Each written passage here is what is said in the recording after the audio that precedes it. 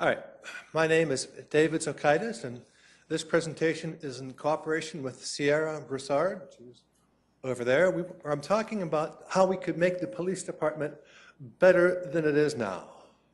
That's the subject tonight. Now, just because I want to make something better, it doesn't mean that it's necessarily bad to start with. If I want to wash my car, well, it just makes it a little cleaner, a little shinier. Well, same kind of mentality here. We want to make things better. They're not necessarily bad now. Here's a summary of some changes that I feel, or we feel, would be helpful to make. I'll go through these one at a time. Accreditation, it's like a certificate of mastery. There's an organization called CALEA that helps police do a better job. And here are the steps that you would go through for accreditation. You enroll, you assess how well you're doing, you get some help from CALEA to make an assessment, you get a review, hopefully you pass, and then later on you try to keep up the good work. Now, if that's not enough of a review, or if you want another outside organization, the Department of Justice sometimes will make reviews of your police department. And you can do this quite voluntarily. And the goal here should be the same for law enforcement and the community. We want effective, professional, and bias-free policing. There's my reference. Seems like a great idea. Body cameras on police, I think, would be very beneficial. The city's stalling about that. I really don't see why.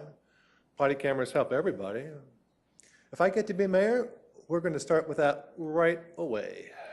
No more delays.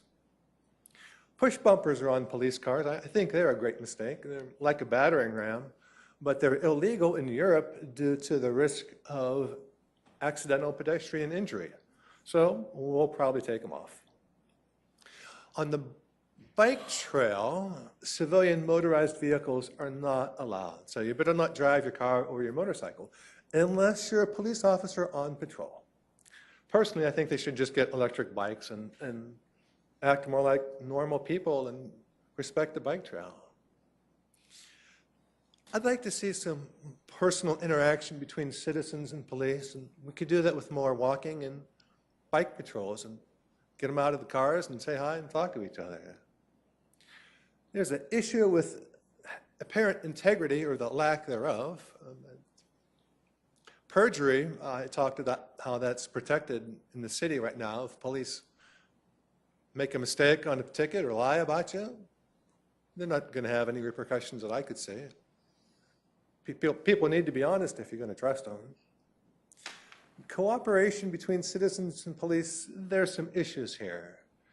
Sometimes it's just not safe to report a crime. If your weed is stolen, for example, better not report that. If you have problems with a prostitute, injury one way or another, you can't report that either.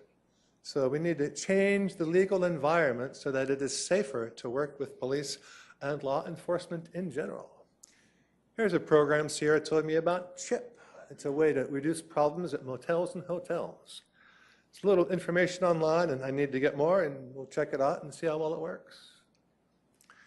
I've talked about this before. We need to reduce incarceration for addicts and get them treatment instead. It's a way to save some money and help to heal the world. Now, I hope everybody knows where this picture is. But we should all try to heal and grow, enjoy and smile and enjoy life a little bit. And with that, I bid everybody a good evening.